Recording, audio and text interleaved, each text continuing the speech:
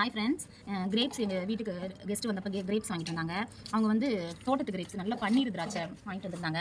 அதில் வந்து நான் ஒரு கொத்து எடுத்து இந்த மாதிரி தண்ணியில் போட்டு நல்லா மசிச்சு இப்படி பிசைஞ்சு ஒரு கொத்து கிரேப்ஸையும் அப்படியே போட்டு நல்லா அப்படி பிசைஞ்சிட்டு அந்த சக்கையெல்லாம் இப்படி புளிஞ்சு நல்லா எடுத்துட்டு அந்த விதை மட்டும் சீட் மட்டும் கீழே தங்குற மாதிரி பண்ணிட்டேன். அப்போ தான் கொஞ்சம் நிறைய சீட் கிடைக்கும்னு சொல்லி நல்லா ஒரு பெரிய கொத்து எடுத்துட்டேன். ஏன்னா ஒன்று இல்லாட்டியும் ஒன்று வரும் இல்லையா, அதுக்காக இப்போ நான் இந்த சீடை வந்து போட போகிறேன்.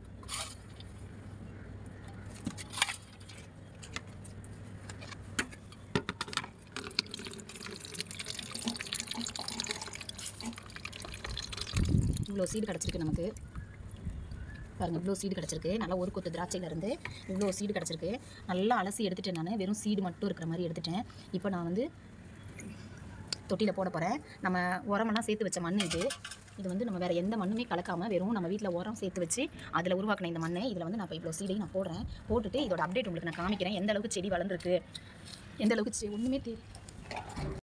இந்த விதையை இப்போ போட்டுடலாம். நம்ம மண்ணை நல்லா அப்படி கிளறிக்கலாம். மண்ணை கிளறிட்டு அப்படியே சுற்றி போட்டு விட்றேன். நான் போட்டுட்டு மண்ணை போட்டு மூடிடுறேன். மூடிட்டு இதில் கொஞ்சம் தண்ணி தெளிச்சுக்கலாம். சும்மா லைட்டாக தண்ணி தெளிச்சுக்கலாம்.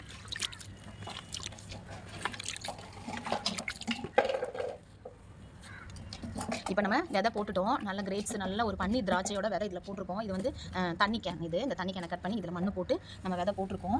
இப்போதைக்கு இதில் இருக்கட்டும். செடி வந்ததுக்கப்புறம் நல்ல இவ்வளோ உயரம் வந்ததுக்கப்புறம் க்ரோத் வந்ததுக்கப்புறம் நம்ம வேறு வந்து ட்ரம்மில் மாற்றிட்டு வேறு ட்ரம்முக்கு நம்ம மாற்றிட்டு அது எப்படி வருதுன்னு முதல்ல பார்க்கலாம். உங்களுக்கு நான் காட்டுறேன் அப்டேட். இப்போதைக்கு நான் இதை வந்து மூடி வச்சிட போகிறேன்.